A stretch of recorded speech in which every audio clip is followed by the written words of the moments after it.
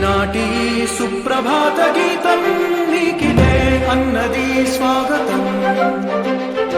ఈ సందెలో స్వర్ణవర్ణ చిత్రం చూపదా అల్లదే చేరనున్న లక్ష్యం. ఎక్కడో పైన లేదు యుద్ధమన్నది, అంతరంగమే కథన రంగమైనది. ప్రాణమే బాణమల్లె తరుముతున్నది, నిన్ను నీవే జయించిరార రాజశేఖర.